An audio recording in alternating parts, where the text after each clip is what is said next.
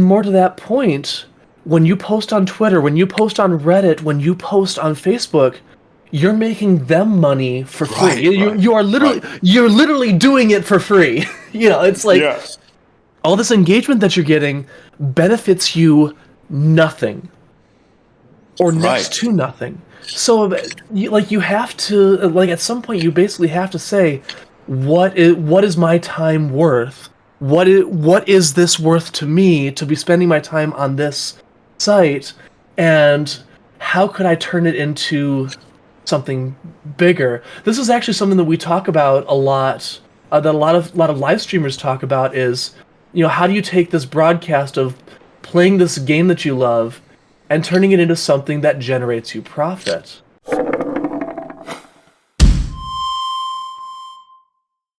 We call it the streaming meta, and it's the concepts of what is in vogue for live streams. What is what are these strategies that will help you grow your channel and bring in more viewership, more influence? Yeah. Lot of standard lot of marketing overlap as well. Yeah. So this is super cool. So I just want to segue into this now, because this is obviously a different section of the show. We've been through the main segment. I think we can close that out. So basically, you are the COO of Vim, which is a streaming platform on Hive. One of the things that we've been in, Dan and I, for the last kind of like 4 or 5 months or so, we've been doing the CTT show, and just over the last like 3-4 weeks, we've started doing it live on Discord, because that's where we know we're used to using and everything like that, and we've got a community here and people we can alert to the system to let them know that we're going live. Maybe something like Podping integrated into Vim will be able to change that in the future to a more decentralized method, but we want to start looking at streaming on Vim as well. So hopefully next week we'll be able to do that. Seems like we've got a fairly smooth and easy process from Vim to set that up. So we can have it running both on Discord and Vim, and maybe eventually it ends up migrating completely to Vim, and we move away from Discord. Who knows? But who knows? Yeah, so I just wanted to introduce you as the CEO of Vim, and like maybe you can just give the audience like 5-10 minutes, and maybe we'll have a little bit of a back and forth with me and Dan about what you guys are working on, what your philosophy is, and what's the next step for Vim, stuff like that. Yeah.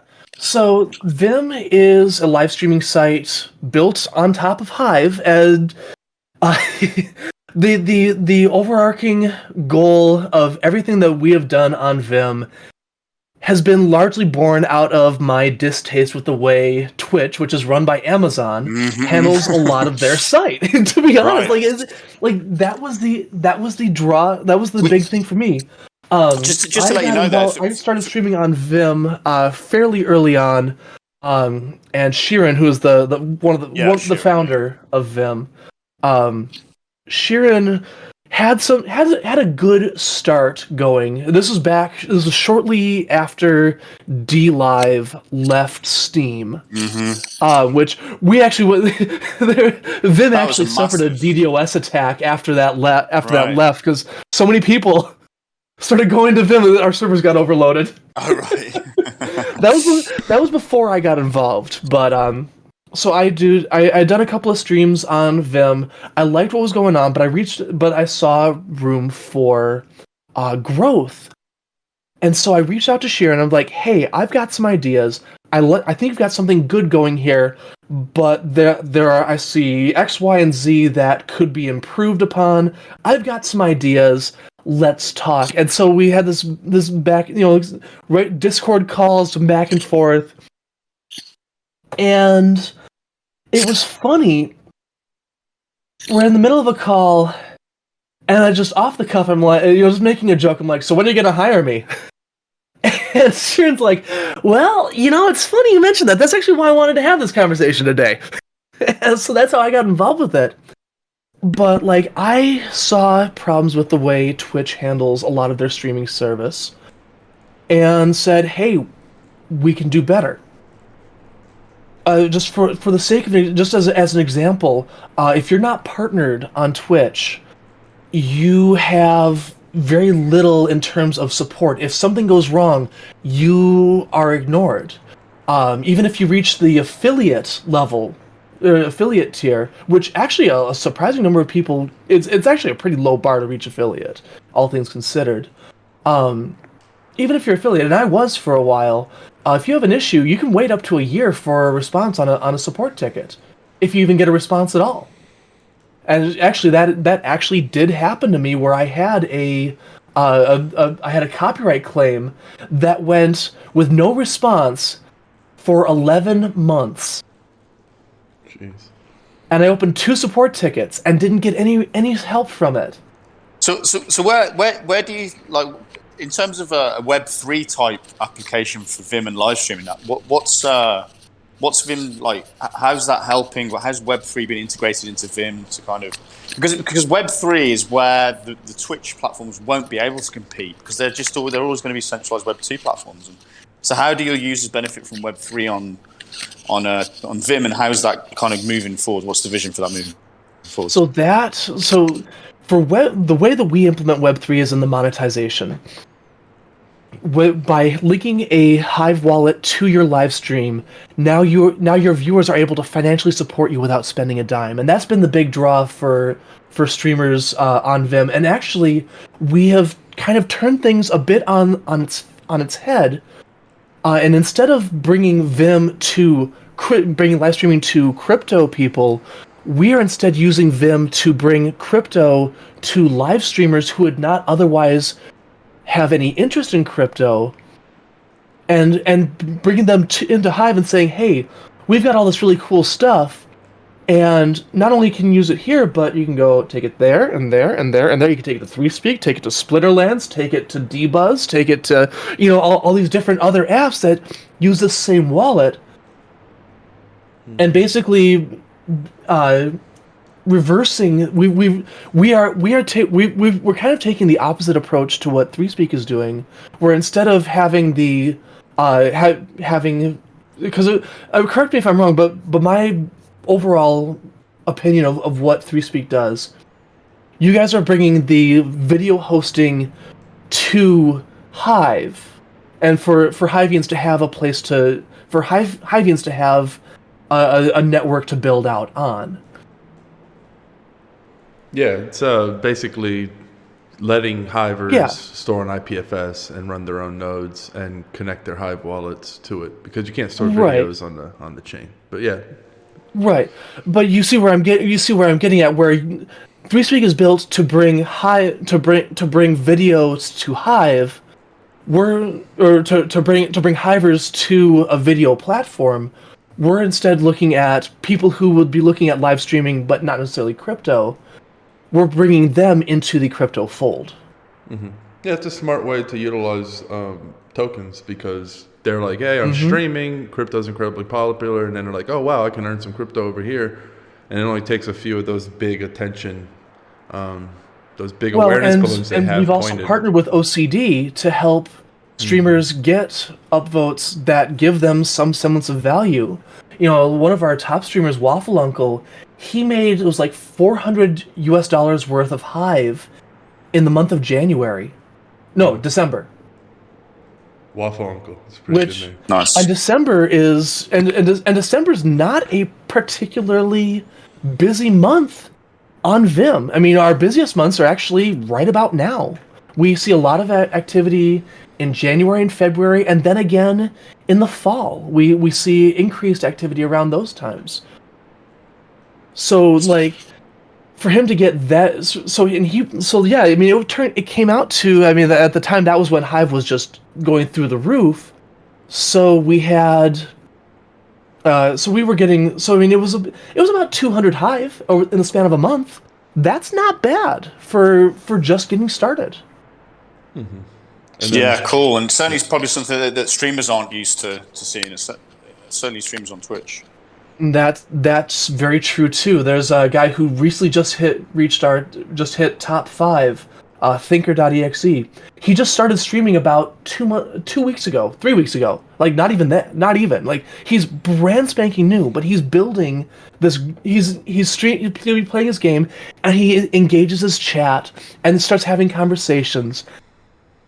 And he's an amazing guy, and he's basically been poking me on my live stream, sending me DMs over Discord, like, okay, I don't understand this. How does this work? So I'm having to explain a lot to him, but he's getting it, and he's diving headfirst into this. And he was not a crypto person prior to me interacting with him on Twitter. But he saw what we're building, he saw what we're doing, and saying, right, this is awesome. It's the Rick and Morty, you son of a bitch, I'm in, yeah. you know. It's when they get it. It's when they get it and they're like, oh, fuck, right. You know, this takes me away from this old model and moves me into a much more empowering new model. And they're like, right, I'm in. I get it. You know, it's a beautiful... When you can show it to them instead of having to explain it to them abstractly, that's when, like, I really get a good feeling about what's being built on Hive and Vim and things like that. And so to accomplish that, a lot of what we've had to do has been, straddling that Web 2, Web 3 divide. So we have we have part... Vim runs on some centralized hardware, but then also hooks into the decentralized side of Hive. So, and one thing that we should look into adding down the line is adding IPFS storage for VODs, or find some way of incorporating that in. But we're a fairly bootstrapped organization, so we work with what we've got. I mean, it's Sharon and I, and he's the programmer. I'm not. I'm just the pretty face that goes up and makes all the speeches. I kid, but you know. This to me is really interesting because, like, honestly, the thing that, and I say it's a completely community-driven, community-funded project is the Speak Network, and the whole point of it is to provide people like you guys with infrastructure that is useful to you, that decentralizes your back ends, but you don't have to do all the engineering work yourself. So I genuinely hope that we might take you up on some of that too. Yeah, I mean, honestly, like the whole idea is that you should be able to save engineering hours, and the token's going to be owned by the community. It's not like we're giving ourselves any tokens at all. It's all going to be distributed based on Hive stake. So we're just going to have to mine in the ecosystem with everyone else. Everyone will own the token based on the amount of infrastructure that they run effectively. And so we're hoping that that's going to help other projects to be able to decentralize their backends easier. So, for example, one clear example right now that we're running, like Dan mentioned, the IPFS storage on Speak Network, but also we've just finished an initial part of the protocol with the Ceramic Network and just presented to them, and they're dead keen to work with us because we've basically just built an indexing system for Ceramic. And Ceramic is an open source distributed account system that doesn't run on a blockchain. So it provides you with off-chain accounts. So you don't need to post to your on-chain system. You can post off-chain. Makes the login system way more easy. There is no central party behind it that controls it. It's completely distributed. It's like the Lightning Network, but for accounts, for social media accounts. So it's not like a governance system or anything. It's, people can delete you off their own nodes, for example. It's their choice to do that. But generally that doesn't happen because it's bad rep and things like that. So it allows you to have this off-chain posting system, which allows onboarding to be a lot easier. The other thing that we've just done is we've built an indexing system for Ceramic, and we're the first people to do it, where any social media content that's posted through the Ceramic accounts is indexed so it can be presented to other front ends can pull it and present it, right? So that's a massive thing for Ceramic because they didn't have that before. So they're all like really keen on that now. Yeah, and I can see why. That's cool. The next thing that we're doing is we're allowing people to attach their Ethereum accounts to their Ceramic accounts and their Hive account to their Ceramic account. So you can start to see that you can have this decentralized off-chain layer that has on-chain accounts attached to it. And that's just going to allow the onboarding to be so much more logical for a non-blockchain user at all. Because at the moment, we struggle. We all struggle with the Hive login system. It's really hard for newbies to get. It is a perennial problem. It really is. Yeah. So that should hopefully help to solve part of that. Yeah. And the idea for us is, we're building it funded by the Hive community via the DAO, and we're giving it away for free. We don't want to charge anyone for it. We want it to be open source. We want you guys to benefit from it. If you can figure out a way to implement it, it's going to save you time and help you onboard people and help you. One of my things is if we can go to the Ethereum community and say, hey, ETH, use your ETH account, and you're posting to Vim or you're posting to ThreeSpeak or whatever, or to Hive, monetizing that way, and they've also now managed to get donations via their ETH account and prove it was their ETH account. All this. That's when we can say we've already built these social media platforms now we're appealing to the Ethereum community. You know, Yeah. Wow. and Yeah, that's it's where it goes. It's where it explodes. You know? Mm-hmm. So that's what the ceramic system is going to allow us to do. So just little things like that. You know, I'm really excited to to maybe work with you guys or something like that. But I mean, we can discuss the call offline at some point. But Yeah, definitely. yeah, hopefully that'd be worth that'd be worth the conversation. Yeah, for sure, man. So I'm just super excited to like be able to work with guys like you and try to build this open source ecosystem out and just make shit better and make it easier and, you know, even make Vim's processes even better than they are now, you know. So that's where it could go. Yeah. So what's coming up for Vim? What's the next kind of so we are finishing up. So we actually we're finishing up our current project. Has been an overhaul of our chat system, including building our own chat bot because nobody wanted to integrate our chat with it. None of the major bot creators wanted to integrate our chat with their bots. So we said, screw it, we'll make our own. So we're building that. We've added API calls for that. Currently testing, should be ready for rollout soon, and once that is done, then we're going to start moving into the next phase, and we're working on we're still in the very, very early stages of how we're going to flesh this out.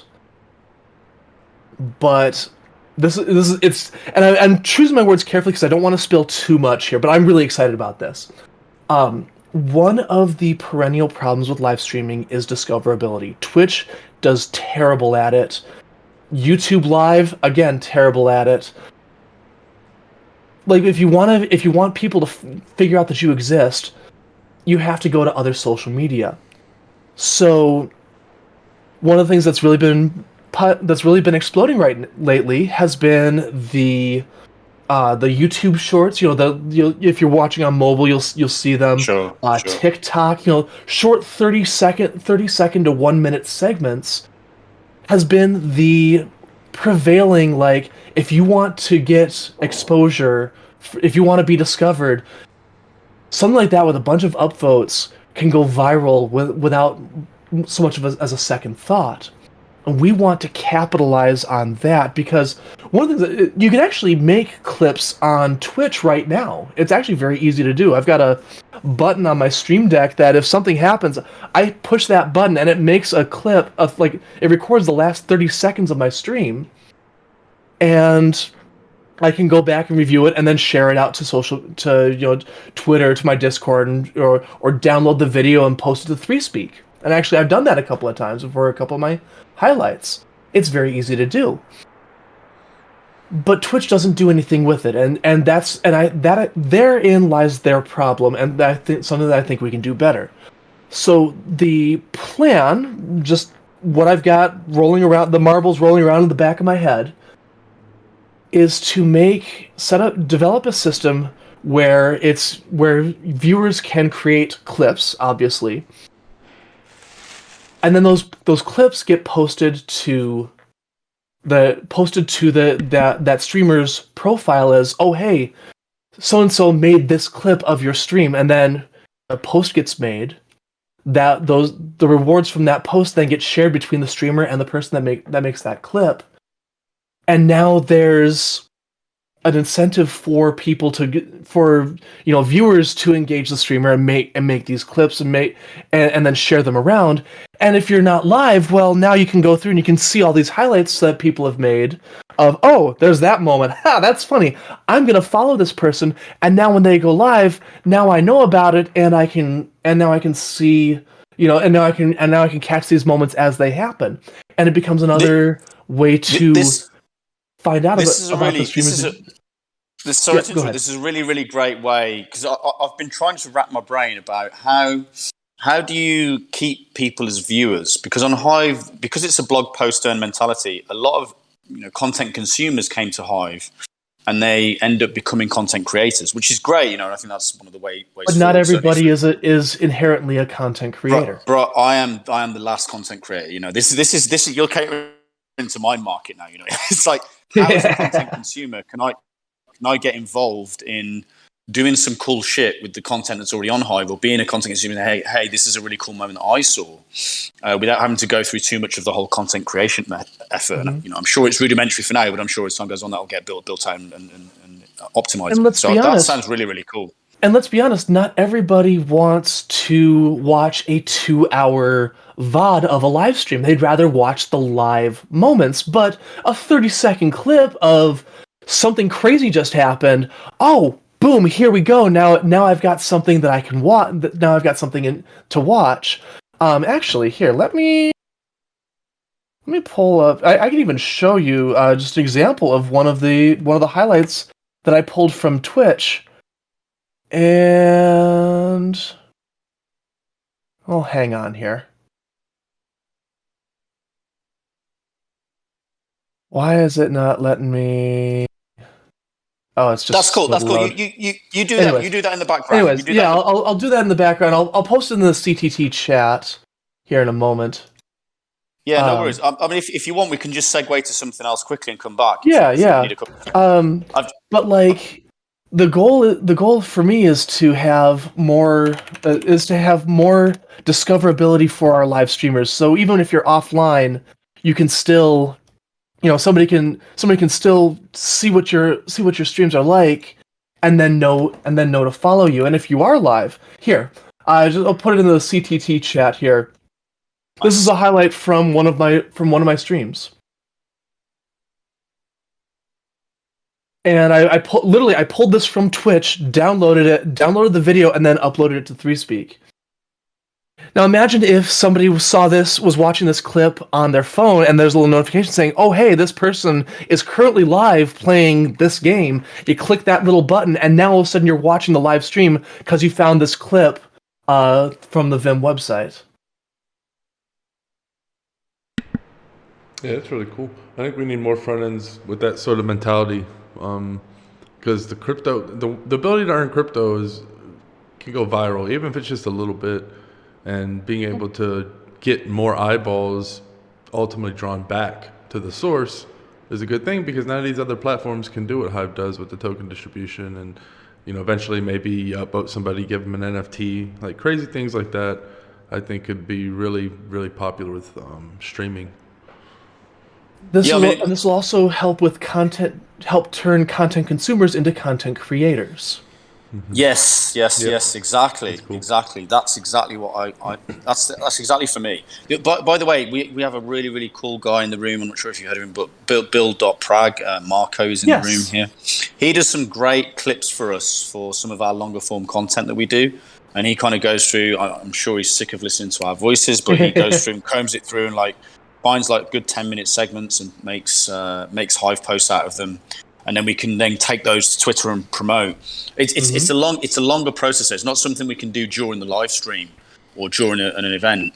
So if you guys are building tech to help that happen, where any member of the community can be listening to us live now, and then just take a stream from that, take a 10-minute segment or whatever, and then just post it to Twitter and start shouting about the fact that stream's live. That is massive. It'd be more of 30 seconds to 2 minutes. Right. 2 minutes tops would be the sort of clip sort of stuff that we're looking at. But and currently it's very easy to do that on Twitch. If you go to any of the live streams right now, if you're signed into Twitch, you go to any of the streams, there'll be a little thing looks like a movie clipboard, a little clapboard down in the lower right corner of the stream. You click on that, it opens up a new tab with the last 2 minutes, and you can cut it. You can cut it down to the right length, give it a title, save it, and then it shows up in the content creator's dashboard. And it shows up in the streamer's dashboard. Nice. It's so simple to work with, and I want to do the exact same thing. It would not be difficult to do. Just gotta make it happen, but The other thing that'd be cool for me as well, with as we build ThreeSpeak out, we're making more and more APIs.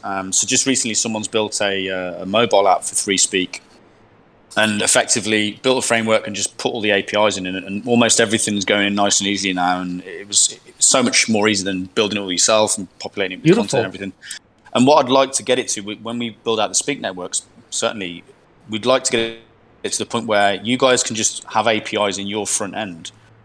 And so you don't even need to use ThreeSpeak, the app, for that stuff. You'll be able to just have it inside of Vim somehow where your users don't even have to leave the platform to do that stuff, or it doesn't need to be posted to ThreeSpeak at all. It can be posted through Vim directly. I think that's definitely doable. I think that's definitely something worth exploring, because it would help you guys, and it would also help us. Yeah.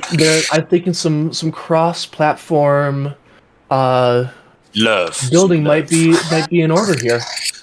Yeah, no, that type of stuff definitely interested in. You know, we have been promising for a long time to roll out APIs. It's been a little bit more difficult than we expected, but yeah, there's a very real chance that you'll have 500 people making the exact same clip because they all saw it off of one big streamer.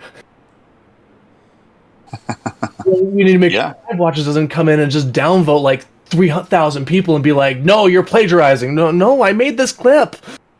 I think when you get to that point, you know, I think you can always talk to them about that type of stuff and say, "Hey, this is what's happening." Because ultimately, when Hive was a blogging platform purely, there was certain behaviors that needed to be watched out for. But then you got like Splinterlands being successful, and people are doing various different behaviors on their own. You know, Hive Watchers can't destroy Splinterlands, you know, and they've got to figure out ways to work around their content's published. And I think it'll be the same as time goes on with all of these apps as they become successful. There'll be different types of content that they create. We did run into some issues early on with Hive Watchers, because we will have streamers that will have the same title and content in their post when they go live. Right. So their feed would have a lot of those. Marco, I just put a great question into the CTT chat. Vim is not recording videos after a live stream. Is there a possibility to do live on Vim and then automatically post it to ThreeSpeak after the stream? So we actually do have VOD replays available, but not for everyone. Part of that is due to the cost. I mean, we are very bootstrapped. So we have our top 10%, our platinum partners can get recordings, and then anybody that signs up for a Vim Premium, which helps support our development, that's like, it starts as low as $5 a month for that. Then they get access to VOD storage.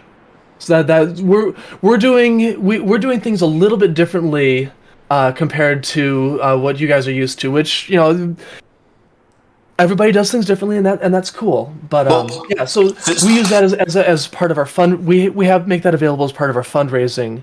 So people that want to support Vim and want to help financially support us can do that. Also, we run a 10% beneficiary cut on all the live stream posts.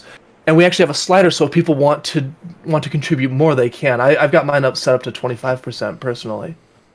Yeah, this is an interesting point, you know, because a lot of people they give a little bit of stick about we take a beneficiary as well in a similar way to what you guys do. This stuff's expensive. Let's not be under any doubt here. Video streaming, it's expensive shit, you know. And it's sometimes, you know, I've been in the red on ThreeSpeak for months and months and months, you know, years even. And I know Dan has as well. We've put a lot of money into it. I mean, more recently, because the Hive price is higher and because we're starting to get network effects and people coming into Hive, the Hive price is going to start to make covering costs a bit easier, but it's still not perfect. And I mean, with time, we hope to reduce that beneficiary for sure. Vim has been lucky in that we have been mostly solvent for the past 2 years. 3 years, actually. We're up to 3 years now. Holy shit. Time flies when you're having fun. Yeah. But no, true. In all seriousness, like with the beneficiary cut that we receive, and from the sales of gems, so we use to finance the premium memberships and our subscription and our stream subscriptions, that has kept us for the most part financially solvent. We're able to pay our bills. I mean, it's not enough to give Sheeran or I a paycheck, but it's enough to keep us going. And honestly, the more people start streaming on Vim with their Hive wallets connected, the more income we'll be able to take in, and the more we'll be able to invest into growing our infrastructure and growing the site. There are so many things I would love to do. Is we need to hire another developer and, you know, pay ourselves and all that stuff. You know, there's it all boils down to money. But I'm genuinely hoping, especially as you guys are doing video your form of video as well. I'm genuinely hoping that either we can work together, or we can help you guys via the Speak Network, which again has got nothing to do with ThreeSpeak apart from the fact that ThreeSpeak runs on top of it. Yeah. The Speak Network hopefully can help you guys provide your users with infrastructure nodes that they can run, and now you guys can have your own video services in there, and VOD in the way that we do at a much lower cost than what you do with a centralized provider, where you're having to pay centralized service providers. We're actually paying for our servers in Hive. Right. Okay, that's cool. But what I'm hoping is that with the Speak Network, you're going to have your community members running that infrastructure for you. So it just allows you to have a massive downscaling in costs, as well as a further decentralization of your infrastructure. Which is always important in this. So I think there's great things coming. I think there's great things coming for likes of Vim and cutting costs and be able to use that and reallocate that capital to improving on the things that you guys specialize in. And for you guys too. I mean, the ThreeSpeak. I mean, you guys have a very clean setup. I like what you've got going so far. And really, the next big step for you guys is to start courting some of the larger YouTubers and say, hey, you guys could be making more from you guys could be making money from your viewers without them spending a dime. And we've got this great network. You own your content. We're not gonna shut you down for some asinine reason that you'll never know for something where you'll never know the reason. Because let's be honest, a lot of the problems with YouTube come down to communication. If you guys can point out that, if you guys can fix that, lack of communication angle, that if you can leverage that communication angle that YouTube does not have, you guys would be doing amazing things. Like, I'm also on Library or Odyssey as well, and they've got a good setup too. I think the more platforms we get going that have these different that can offer something better, we will start to see people leaving the major centralized locales and moving to more decentralized platforms. But you guys should definitely get the word out. I really think you should. I mean, it's an interesting one. Podcast on both YouTube and ThreeSpeak because it's easy to do. Yeah. I mean, it's an interesting one because that's why we set up ThreeSpeak 3 years ago now, because of that gap was in the market. It seems to have passed us all by on Hive for some reason. Hive didn't really get all of those users as they were filtering across to these other, I have to say, Web 2.5 platforms. Virtually none of them are decentralized.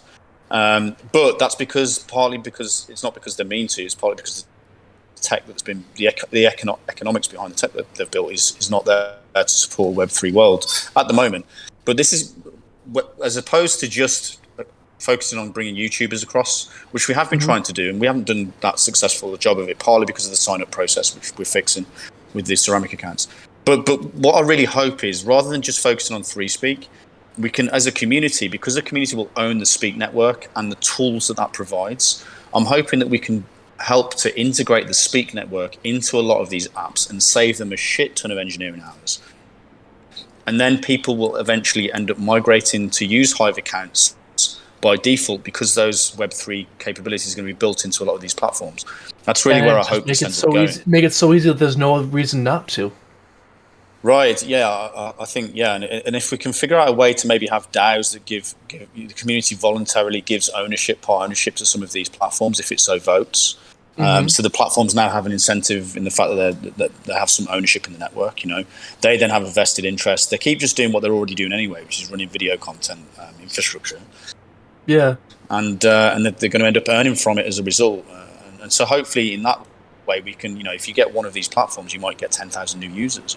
So that's another way to try to attract other YouTubers or other affected content creators into the Hive ecosystem and the Speak Network for sure.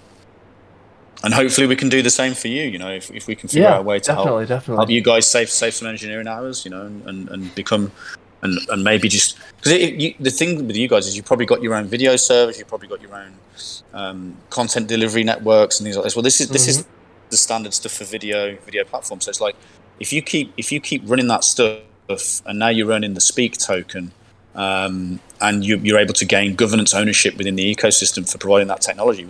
You're not really doing much different to what you're already doing, but now you're a part owner in the Speak network, and you're mining it on a level playing field with us and other people who are going to be mining the Speak network. So we all end up owning part of the network, and now we've all got a vested interest to spread it and build it and use it and everything. And I know we've got a couple of very smart individuals within Vim that could figure out ways to build nodes that we would be able to integrate into our setup and build out and basically build our own CDN from that. That's definitely right. Well, we actually have a CDN node now that's just been released over the last couple of weeks. It's open source. You guys can go take it, integrate it into what you're doing, play around with it, make it better if you want. So right there, that just saves you engineering hours, and you can go take it. So that's Vaultec, our devs built that and put it out.